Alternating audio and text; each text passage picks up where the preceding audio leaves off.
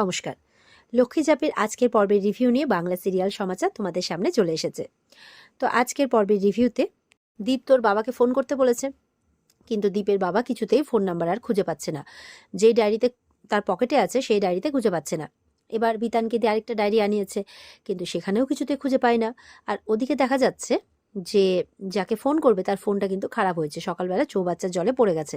তাই তার ছেলে বলছে তাড়াতাড়ি করে বাবার ফোনটা কিন্তু সারিয়ে নিয়ে আয়। বাবা কিন্তু বিনা ফোনেই কাজে চলে গেছে, মানে একটা ছেলেকে বলছে ইমিডিয়েটলি সারিয়ে নিয়ে আয়, জানিস তো ফোন ছাড়া কত অসুবিধে হয়। এই বলে সে চলে যায় ছাড়াতে। আর ওদিকে মানে ঝাঁপির গলার আওয়াজ শুনতে পেয়েছে যে ওই ঘরে কে এসছে, কাঁসাইয়ের ঘরে। তখন ওর মা বলছে ওই যে ঝাঁপি এসছে, মানে বলে যে দীপের বাবার মানে দীপের বউ আর কি, ওর বাবা যে রেখে গেছে ওনার ছেলের বউ এসছে। বলে ও আচ্ছা ঠিক আছে। তো এই নিয়ে কথা বলছে। ওদিকে কাঁসাই কিন্তু ঝাঁপিকে বলছে এই তুই লুকো লুকো, তাড়াতাড়ি তোকে দেখে ফেলবে। তখন ঝাঁপি বলছে ধুর, আমি তো সবার নাকের ডগা দিয়ে চলে এসেছি আর সবাইকে প্রণাম করে এসেছি, তুমি এত চিন্তা করছো কেন? কাঁসাই কিন্তু ঝাঁপির কথা শুনে অবাক হয়ে যাচ্ছে। তো কাঁসাই তো কিছু বুঝতে পারছে না। ঝাঁপি বলছে যে ওই বাড়িতে আমার সাথে সম্পর্ক যার যেরকমই থাকুক না কেন, সেটা তো আর এই বাড়ি বউ এসে কেউ বলতে আসবে না, শুধু শুধু নিজের বাড়ি বদনাম করবে নাকি থোড়ায়। তো এরা তো আর জানে না। তাই আমি অতি সহজে সরকার বাড়ির বউ হিসেবে তোমার সাথে দেখা করতে চলে এসেছি। তো এবার আমি তোমাকে নিয়ে এখান থেকে পালাবো। তো বলছে ওদিকে নীলু, ও কেমন আছে, ও রেডি তো? বলে হ্যাঁ, ও তো একদম রেডি। আর বাড়ির লোক যতক্ষণে জানাজানি হবে ততক্ষণ তোমরা কিন্তু কলকাতায়। আর ওদিকে দেখা যাচ্ছে যে নীলুর বাড়িতে নীলু চিঠি লিখে রেখে গেছে, যে ওর বোন যখন খুঁজতে এসছে ঘরে দেখতে পাচ্ছে না, চিঠিটা দেখতে পেয়েছে। তো ওর মাকে মা মা বলে চিৎকার করছে ওর বোন, যে মা মা দেখো সর্বনাশ হয়ে গেছে। ওর মা দৌড়ে এসেছে, নীলুর মা কী হয়েছে কী হয়েছে। তখন দেখতে পাচ্ছে এখানে লেখা আছে যে আমি বাড়ি ছেড়ে চললাম, আমি তোমাদের দুই বাড়ির এই ঝামেলার মধ্যে নিজের ভালোবাসাকে স্যাক্রিফাইস করতে পারবো না। আমি একেবারে বিয়ে করে বাড়ি ফিরবো, যদি ঘরে তোলার হয় আমাদের দুজনকেই তুলবে, না হলে আমাকে ত্যায্য করে দেবে। এইভাবে বলে লিখে রেখে গেছে। ওর মা তখন চঞ্চল, চঞ্চলের বউ সবাইকে ডাকে। তো এবার চঞ্চল এসেও চিঠিটা পড়ে। চঞ্চল বলছে এবার সরকার বাড়িতে লাশ পড়বে মা, দেখো আমি কি করি। তখন বলছে দাঁড়া, এইসব করে তোর ভাইকে আটকানো যাবে না, তোর ভাইকে আটকানোর পথ আমার খুব ভালো করেই জানা আছে। এমন করে বলছে নীলোৎপলের মা। ঝাঁপি কিন্তু কাঁসাইকে বলছে এবার যে তোমাকে কিন্তু একটু নাটক করে চলতে হবে, বুঝতে পারলে তো? ঠিক সেই সময় এই বাড়িতে রেখে এসছে সেই বাড়ির বউ এসেছে। বলছে বাহ, ননদ বৌদিতে তো খুব মিল দেখতে পাচ্ছি, খুব ভালো। মেয়েটা এতদিন তো চুপচাপ বসে আছে, এবার একটু তাও মানে মনটা ভাল লাগবে ননদের সাথে গল্প করে, মানে বৌদির সাথে আর কি। তো ঝাঁপি বলছে দেখো না, মনটা এত খারাপ হয়েছে, বলছে যে কোথাও বেরোতে চাইছে না। বলছে যে বাড়ির ওখানে গেলেও সবাই কি ভাববে, সেই গুন্ডাটা হয়তো উল্টোপাল্টা রটিয়েই দিয়েছে, সেই জন্য কি যে ভাববে কে জানে, আমি বোধহয় কখনো পাড়াতে বেরোতেই পারবো না, এরকম বলছে। এরকম কখনো হয় নাকি বলো তো? বলছি যে চলো সামনে থেকে একটু হেঁটে আসি, তাও যেতে চাইছে না দেখো। আচ্ছা বৌদি, তোমাদের এখানে সামনে হাঁটতে যাওয়ার জায়গা কোথায় আছে? তখন সেই বাড়ির বউ বলছে আছে তো, আমাদের সামনে একটা পার্ক আছে, যাও নিয়ে যাও যদি ও যেতে চায়। তখন কাসাই খুব করে বলছে না না, আমি যাবো না, আমি যাবো না। বলছে দেখছো কেমন যেতে চাইছে না। তখন ঝাঁপি এমন দেখানোর চেষ্টা করছে যেন ঝাঁপি একটু জোর করে নিয়ে যাচ্ছে, কাসাই যেতে চাইছেন এরকম একটা ব্যাপার।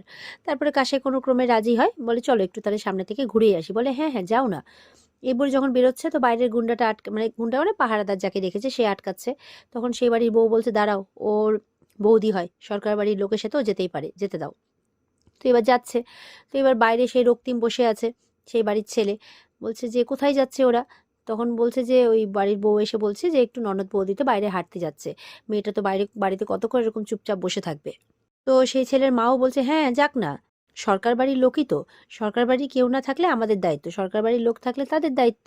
তো যাক একটু হেঁটে আসুক, এভাবে একা ঘরের মধ্যে গুম মেরে থাকা যায় নাকি। তো এই বলে ঝাঁপি কিন্তু নিয়ে বেরিয়ে পড়ে। কিছুক্ষণের মধ্যেই রক্তিমের ফোনে ফোন আসে দামোদর কাকুর, মানে দামোদর বাবুর। তো বলছে এই যে দামু কাকু ফোন করেছে। তো ফোন করে বলছে যে আচ্ছা কাসাই কেমন আছে? ওর বাবার সাথে কথা বলছে। ওর বাবা বলছে হ্যাঁ আমার ফোনটা খারাপ হয়েছে, ওই জন্যই বোধহয় আপনি ছেলেকে ফোন করেছেন, বুঝতে পেরেছি। তো বলছে কেন আপনি ফোন করে খবর নিচ্ছেন কেন? বলছে না আমার বৌমার যাওয়ার কথা, ও কিন্তু গিয়ে ফুসলে ফাসলে ঠিক কাসাইকে বের করার চেষ্টা করবে। বলে তাই নাকি? তখন ওই ভদ্রলোক তার বউকে জিজ্ঞাসা করছে যে এখানে কি দামোদর বাবুর বৌমা এসেছিল নাকি? বলে হ্যাঁ এসেছিল তো, আর একটু কাসাইকে নিয়ে হাঁটতে গেছে। বলে সর্বনাশ করেছে। তখন তার ছেলেকে বলছে যা যা যা, ছেলে পেলেকে ডাক ডাক, ওদের ধরতে হবে ধরতে হবে। তখন তার মা বলছে কেন কি হয়েছে? তখন বলছে ও নিয়ে গেছে কাসাইকে এখান থেকে বের করে। তখন তো সবাই অবাক, এবার সবাই ছুটছে ওদেরকে ধরার জন্যে। এবার কিন্তু ঝাঁপি কাসাইকে নিয়ে পালাচ্ছে রাস্তা দিয়ে। কাসাই তো খুব হাঁপাচ্ছে, বলে একটু থাম একটু থাম, একটু দম নিতে দে। বলছে দম নেওয়ার সময় নাই, আমাদের পালাতে হবে কাসাই দি, নাহলে ওরা আমাদের ধরে ফেলবে, তখন আমরা কিচ্ছু করতে পারবো না। চলো পালাতেই হবে। তখন কাসাই বলছে না না, এই সুযোগ আমি হাতছাড়া করবো না, পালাতেই হবে, চল পালাই। এই বলে যখন পালাচ্ছে, সামনে দেখে দীপ চলে এসেছে। এবার কি করবে, দীপকে দেখে অবাক, আর পেছনে কিন্তু ওই রক্তিম আর তার ছেলেপেলের দল সব চলে এসেছে এদেরকে ধরতে। এবার তো দেখছে না পেছনে পালাতে পারবে না, সামনে এবার কি করবে। তখন ঝাঁপি বলছে, শোনো কাসাই দীপ, তুমি পালাও, আমি এদিকে তোমার দাদাকে আটকানোর চেষ্টা করছি। আর বিশ্রামতলা ওখানে অপেক্ষা করছে নীলুদা, তুমি যাও, তোমাকে পালাতেই হবে। তো এই বলে যখন দীপ আর কি ঝাঁপির সামনে চলে আসে, কাসাই কায়দা করে ওখান থেকে পালিয়ে যায়। দীপ আটকানোর চেষ্টা করলেও কিন্তু ঝাঁপি তাকে ধরে ফেলে, মানে দীপকে আটকে নেয়। তো এবার বলছে ছাড়বি তুই না ছাড়বি না আমাকে, বলছে না আমি কিছুতেই ছাড়বো না তোমাকে, তুমি এই ওদের পেছনে খবরদারি করবে না, ওদের লাইফটা ওদের মতো করে বাঁচতে দাও। তখন বলছে নিকুচি করেছে তোর খবরদারি, মানে এরকম ভাবে বা তাদের মধ্যে যুদ্ধ চলছে আর কি দুজনের মধ্যে। ঝাঁপি তো দীপের পায়ে মেরে দীপকে শুইয়ে দিয়েছে একেবারে, কিছুতেই যেতে দেবে না দীপকে। ওদিকে রক্তিম আর তার ছেলেপেলের দল কিন্তু কাসাইয়ের পেছনে দৌড়তে লেগেছে ধরার জন্যে। তো দীপ বলছে তো সবকিছুতে বাড়াবাড়ি কেন রে, এত ওস্তাদি মারিস কেন তুই। তখন বলছে ঝাঁপি সরকারের হাত থেকে এত সহজে তোমার নিস্তার নাই দীপতর্ক সরকার।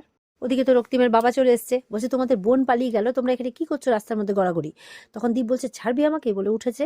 বলছে তুই কি শুরু করেছিস ঝাঁপি, এটা কি করলি তুই। তখন ঝাঁপি বলছে চ্যালেঞ্জটা অ্যাকসেপ্ট করেছিলাম, সেটাই জিতে দেখালাম। তো অবাক হয়ে তাকিয়ে আছে ঝাঁপির দিকে। এদিকে কাসাইয়ের পিছনে তাড়া করলেও কাসাই কিন্তু ওখানে টোটো দাঁড় করানো থাকে, টোটোয় করে চলে যায়।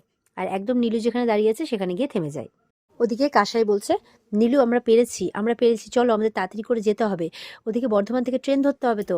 বলে হ্যাঁ। তো এই নীলু ওকে নিয়ে রওনা হয়ে যায়। আর ওদিকে ঝাঁপিকে বলছে তুই কি শুরু করেছিস বলতো, তুই কি চাইছিস, তুই কেন বুঝতে পারছিস না, সরকারের বাড়ির মেয়ে দত্ত বাড়িতে গিয়ে ভালো থাকবে না, এটা থাকতে পারে না।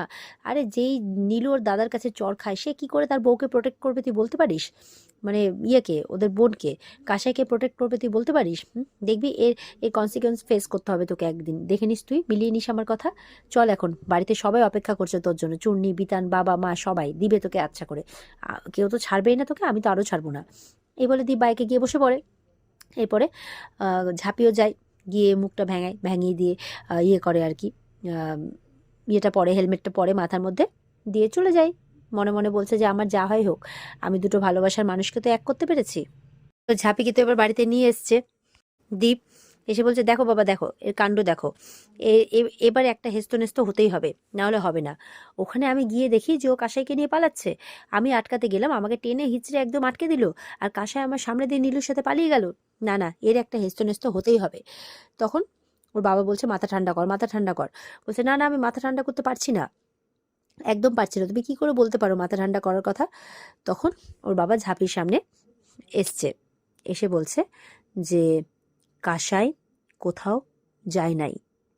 তখন বলছে মানে, ঝাঁপি অবাক হয়ে যায়। তখন ওর বাবা সামনে থেকে সরে গেলে দেখছে কাসাই ওখানে বসে আছে, বসে বসে কাঁদছে। ঝাঁপি তো দেখে অবাক, ব্যাপারটা কি হলো। ঝাঁপি তখন কাসাইয়ের কাছে যায়, গিয়ে বলছে তুমি যাওনি কেন। তখন বলছে নীলু আমাকে বিয়ে করবে না বলেছে, ও আমাকে এখানেই রেখে চলে গেছে। বলে মানেটা কি। তখনও পুরো ব্যাপারটা বলে। নীলু যখন ওকে নিয়ে যাচ্ছিল, নিয়ে যাওয়ার সময় ওকে বাড়ির সামনে এসে দাঁড় করিয়ে দিয়ে যায়। তখন কাসাই বলছিল কি ব্যাপার, আমাদের তো স্টেশন যাওয়ার কথা, তুমি এখানে কেন দাঁড় করালে। তখন বলছে এখানে আসার কথা, তাই এখানে নিয়ে এসেছি, নামো গাড়ি থেকে। বলে মানেটা কি। বলে নামো বলছি। যখন নামে তখন বলছে যে আমি তোমাকে নিয়ে পালাতে পারবো না, মানে আমি তোমাকে বিয়ে করতে পারবো না, ভালো থেকো তুমি।